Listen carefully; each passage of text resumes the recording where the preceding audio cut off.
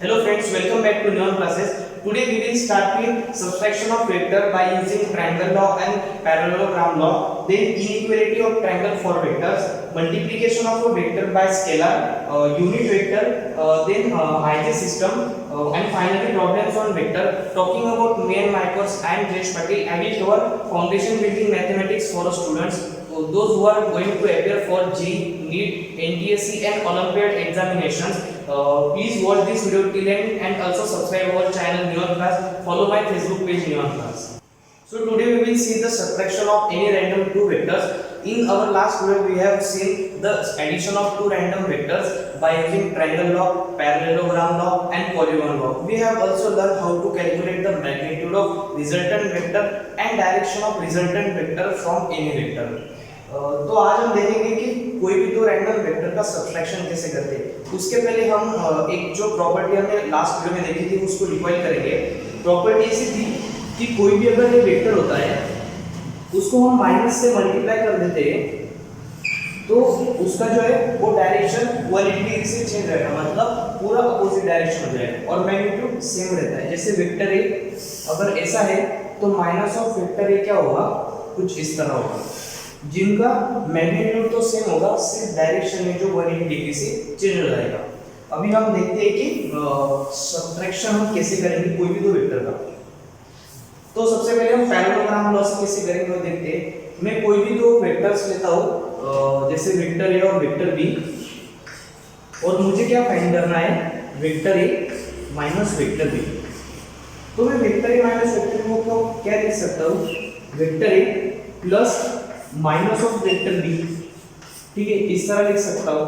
तो अभी मैं क्या करूँगा, पैरेललोग्राम लॉ यूज करूँगा।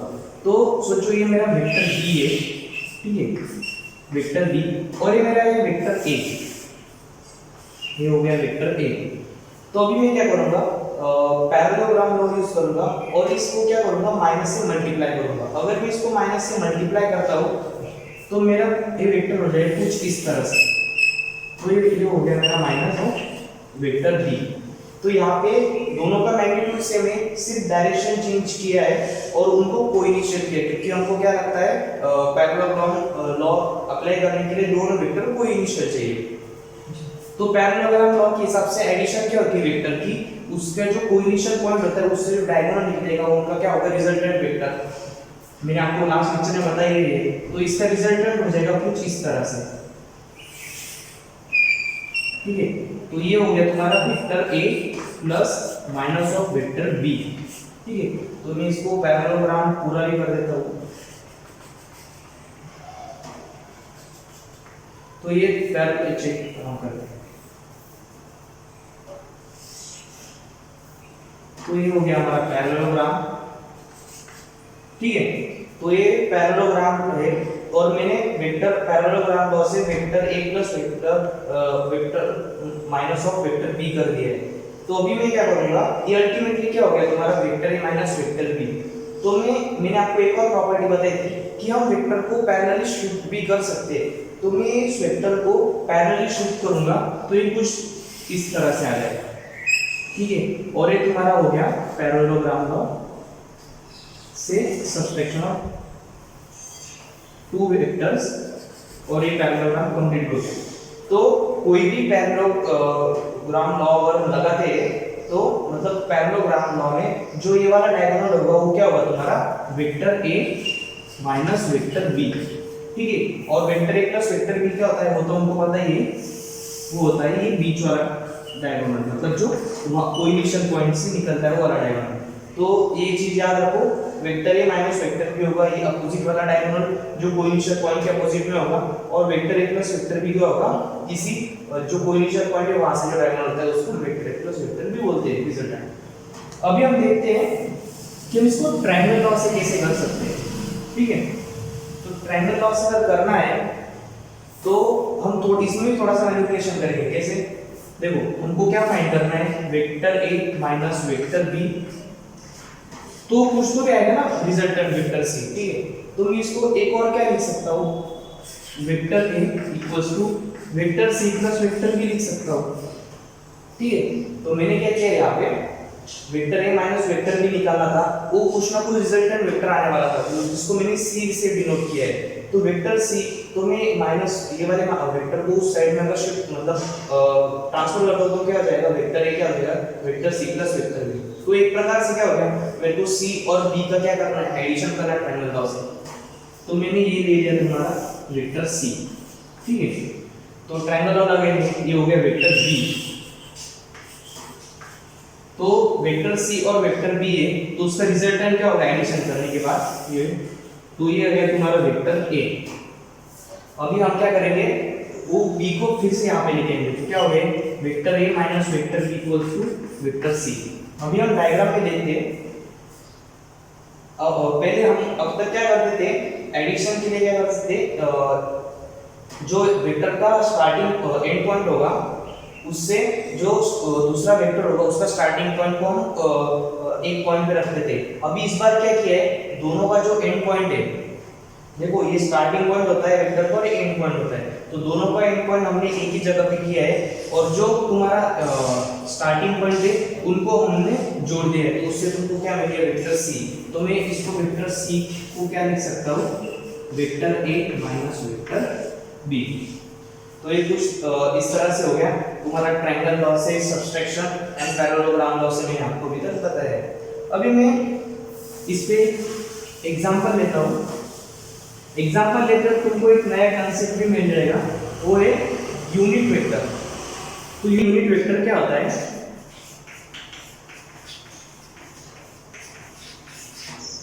यूनिट वेक्टर ऐसा वेक्टर होता है जिसका मैग्नीट्यूड 1 होता है। तो यूनिट वेक्टर का मैग्नीट्यूड 1 होता है, तो उसको डिनोट हम कैसे करते हैं, उसके लेटर के ऊपर एक कैप देते हैं। जैसे मैंने ये हो गया तुम्हारा हमारा यूनिट वेक्टर ए, जैसे हम वैसे भी लिख सकते हैं unit vector B, unit vector सी।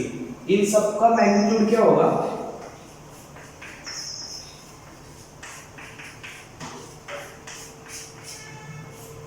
सबका मैग्नीट्यूड 1 होगा।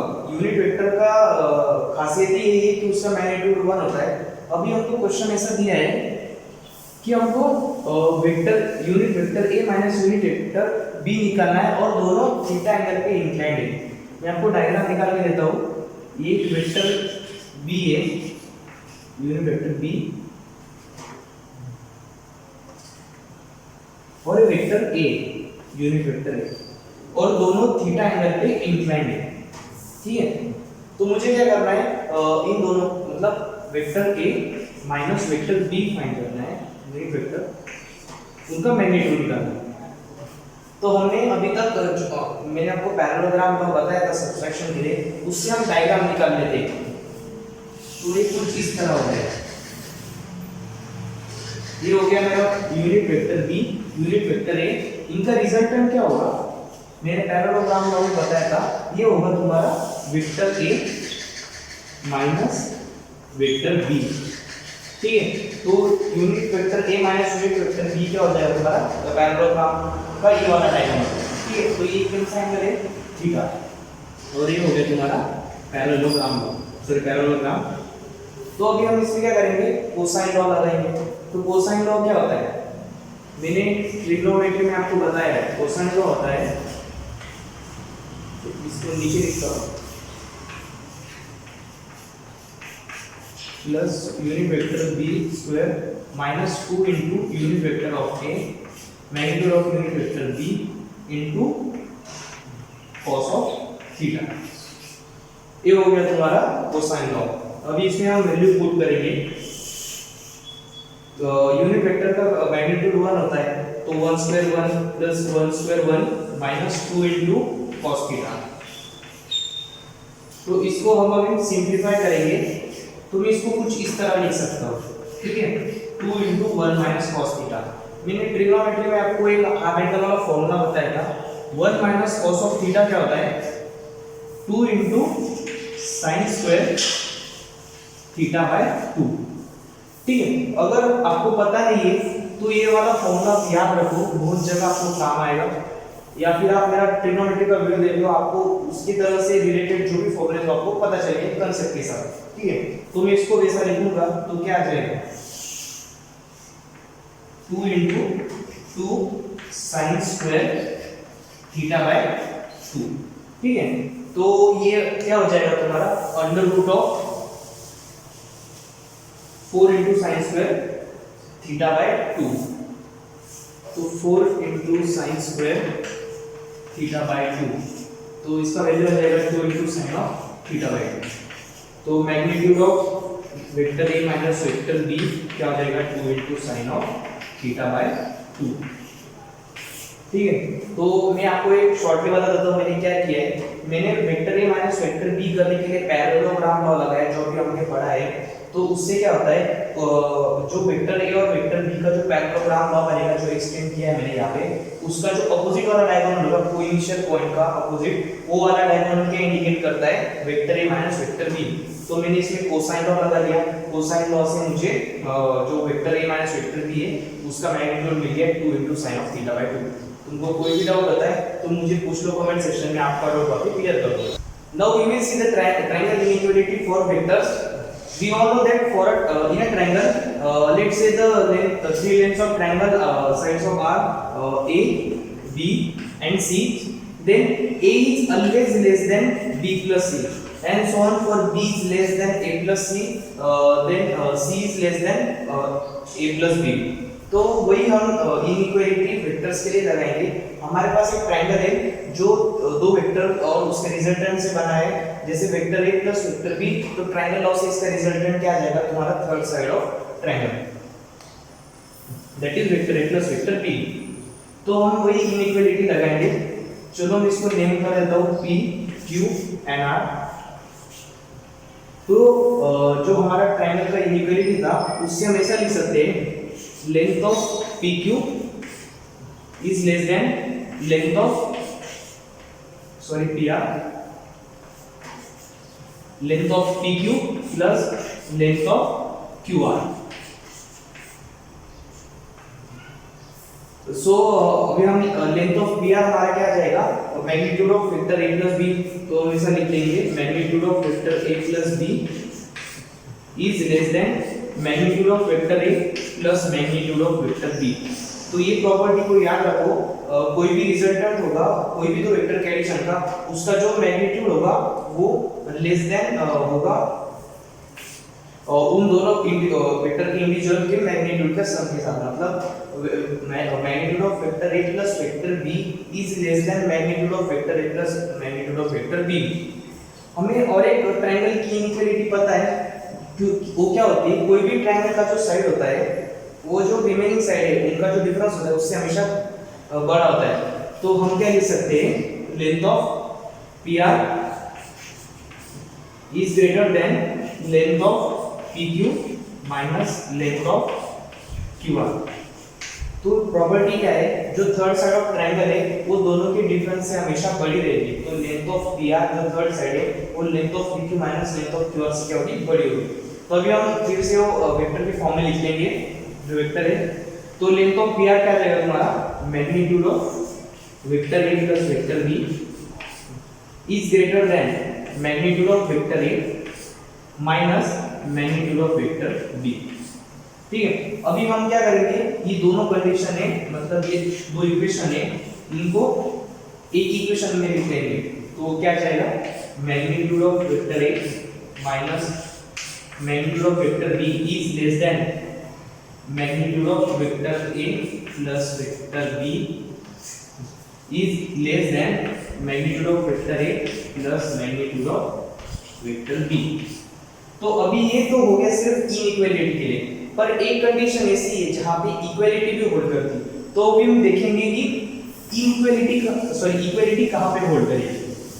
तो जाहिर सी बात है, अगर मैं ट्रायंगल लेता हूं तो ट्रायंगल में तो इक्वालिटी होल्ड तो करेगा नहीं, क्योंकि अगर इक्वालिटी होल्ड कर दिया मतलब दो साइड का एडिशन थर्ड साइड के बराबर हो गया तो स्ट्रेट लाइन बन जाएगा, ट्रायंगल नहीं रहेगा। तो जो इक्वालिटी वो कहां पे होल्ड करेगी, स्ट्रेट लाइन पे, जैसे vector A plus vector B। मतलब ये दोनों को अगर मैं रिजल्टेंट लेता हूं, दोनों एक ही डायरेक्शन में वेक्टर है, तो उनका रिजल्टेंट क्या आ जाएगा, ये पूरा लाइन आ जाएगा, ये मतलब पूरा वेक्टर हो जाएगा। तो वेक्टर आ गया vector A plus vector B, ये रिजल्टेंट हो गया। तो मतलब ये तो पता चल गया, अगर दोनों एक ही लाइन में आते हैं, दोनों का डायरेक्शन एक ही दोनों वेक्टर्स का, तो उसका जो रिजल्टेंट होगा उसका मैग्नीट्यूड कितना होगा, दोनों वेक्टर के मैग्नीट्यूड के बराबर। मतलब इक्वलिटी कहाँ पे होल्ड करेगी वो तो तुमको पता चल गया, दोनों वेक्टर का डायरेक्शन अगर सेम होता है तो इक्वलिटी होल्ड करेगी। अब इस केस में कहाँ पे करेगी, इस केस में भी स्ट्रेट लाइन में ही करेगी। मतलब सोचो एक वेक्टर है इस डायरेक्शन में वेक्टर है और दूसरा है ठीक उसके 180 डिग्री के अपोजिट। मतलब क्या, ये ईस्ट में है तो ये वेस्ट में है, मतलब पूरा 180 डिग्री का डिफरेंस है वेक्टर बी। तो अभी इनका रिजल्टेंट क्या होगा, जो इतना पार्ट होगा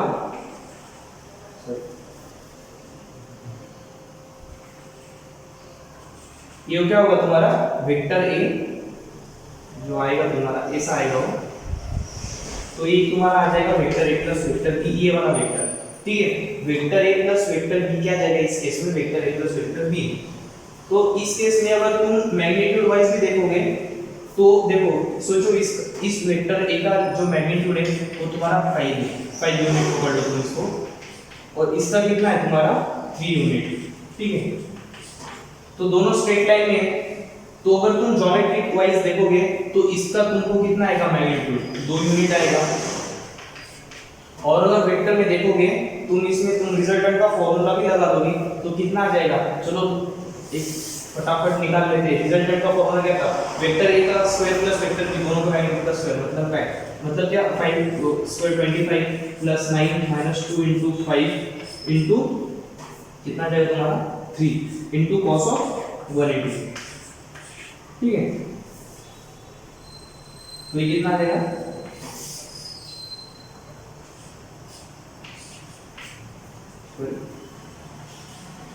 of 1030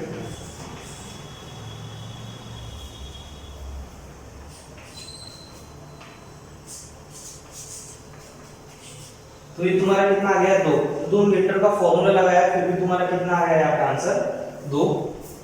तो मतलब इक्वलिटी का केस कौन सा है, सिर्फ एक ही केस है जहाँ पे दोनों का जो मतलब अलाइन करेंगे वो एक ही स्ट्रेट लाइन में करेंगे, सिर्फ डायरेक्शन पूरा अपोजिट होगा, मतलब 180 डिग्री से अपोजिट, तभी ये वाला इक्वलिटी होल्ड करेंगे। अभी हम देखते हैं कोई भी वेक्टर को अगर तुम स्केलर से मल्टीप्लाई करोगे तो क्या इफेक्ट आएगा, that is multiplication of vector by scalar.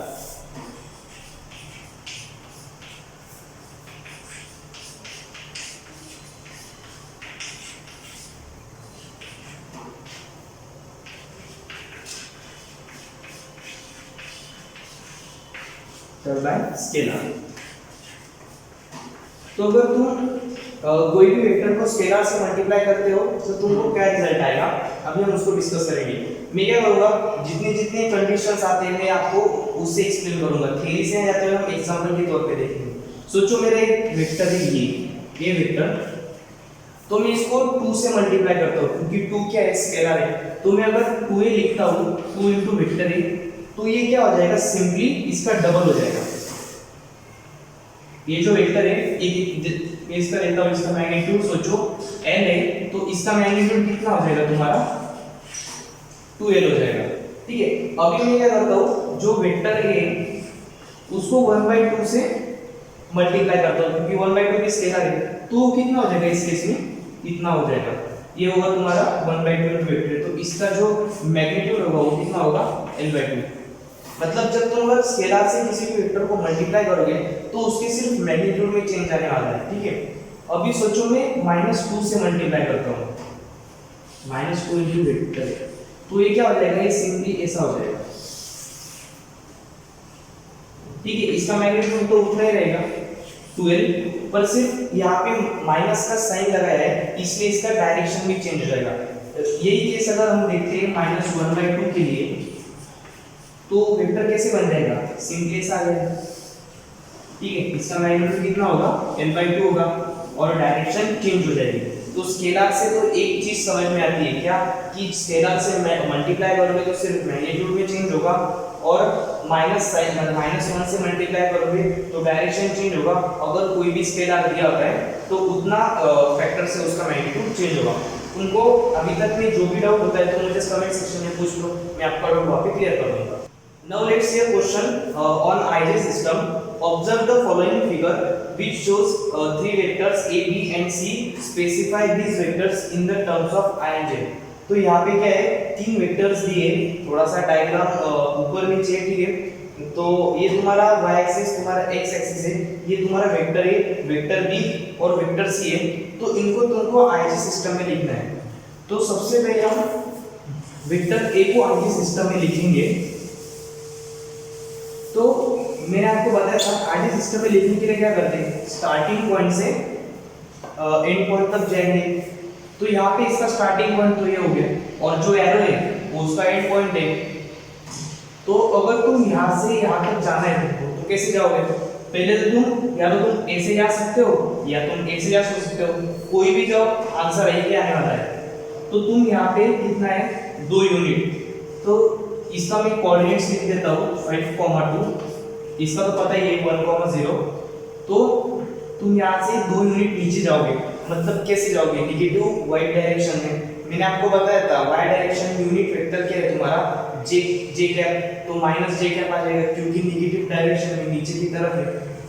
तो तुम उसको लिखोगे -2 जे कैप।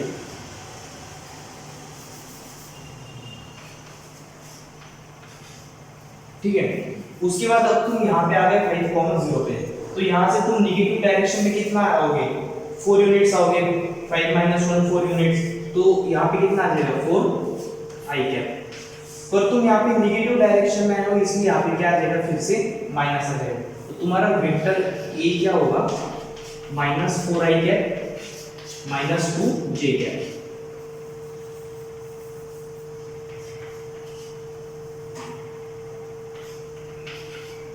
ठीक है। अब तुम इस तरह से बी और सी का भी निकाल के देखो, मैं अभी आपको दिखाता हूँ, फिर आप क्रॉस चेक कर लेना सो दैट आपको समझ में आ जाएगा कि तुम सही कर रहे हो कि नहीं कर रहे हो। अभी हम बी का निकालेंगे।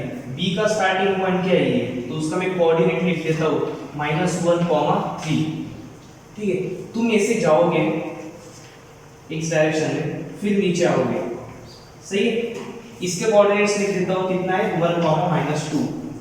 तुम यहाँ से x डायरेक्शन में कितने गए, 2 यूनिट गए, पॉजिटिव x डायरेक्शन है, तो इसलिए क्या आ जाएगा तुम्हारा 2 आई कैप। ठीक है। फिर तुम अब निगेटिव y डायरेक्शन में जा रहे हो, कितना जा रहे हो, 3 से लेके -2 तक। तो कितना यूनिट तुम ट्रैवल कर रहे हो, 5 यूनिट। तो -5 जे कैप। तो तुम्हारा वेक्टर b क्या आ जाएगा, 2 आई कैप -5 जे कैप। अभी हम फाइनली सी के लिए देखते हैं। ठीक है। सी का ये स्टार्टिंग पॉइंट है, तो मैं इसका कोऑर्डिनेट लिख देता हूँ, ये क्या आ जाएगा तुम्हारा 8, -1 और ये वाला पॉइंट है, इसका कोऑर्डिनेट क्या है 5, 1। ठीक है। अब तुम अगर इस पॉइंट से यहाँ तक जाओगे तो पहले क्या करोगे, तुम इस तरह यहाँ से ऐसे ट्रैवल करोगे, फिर ऐसे आओगे, फिर ये -1 से यहाँ पे +1 तक आओगे, मतलब पॉजिटिव वाई डायरेक्शन में ट्रैवल करोगे। कितना डिस्टेंस ट्रैवल कर रहे हो तुम, यहाँ पे 2 यूनिट ट्रैवल कर रहे हो, तो तुम्हारा क्या आ जाएगा 2 जे कैप। जब भी तुम पॉजिटिव डायरेक्शन में उससे तुम उसको क्या रखोगे, पॉजिटिव 2 जे कैप। फिर तुम यहाँ पे निगेटिव x के डायरेक्शन में आओगे, कितना यूनिट ट्रैवल कर रहे हो, 8 से लेके 5 तक। सो 8 - 5 3, तो कितना आ जाएगा -3 आई कैप। तो तुम्हारा सी वेक्टर क्या आ जाएगा, -3 आई कैप +2 जे कैप। तो इस तरह से ये क्वेश्चन था आईजे सिस्टम के ऊपर। मैं आपको और क्वेश्चन दूंगा, मेरा फेसबुक पेज है, वहाँ पे मैं अपलोड करता हूँ असाइनमेंट उसके सॉल्यूशन के साथ। तो आप इन सब टॉपिक्स के ऊपर वहाँ पे क्वेश्चन आपको मिल जाएंगे, तो आपको सॉल्व कर लेना और फिर आंसर जो सॉल्यूशन होगा उससे क्रॉस वेरीफाई कर लो। तुमको अभी तक में जो भी डाउट होता है मुझे कमेंट सेक्शन में पूछो या मेरे फेसबुक पेज पे डीएम करो, मैं आपका टॉपिक क्लियर कर दूंगा। I hope guys you have understood the topics which I covered in this lecture. If you have any doubt, you can ask me in comment section or on my Facebook page Neon Class. I have also uploaded assignments on my Facebook page with their solution, so you can go through that to have a great practice. Please हमारे channel को like करें, share करें और subscribe कीजिए, so that आपको नए जो videos आएंगे वो मिलते रहेंगे। फिर हमारा जो फेसबुक पेज है उसको भी फॉलो कीजिए, तो आपको नए नए असाइनमेंट्स मिलते रहेंगे।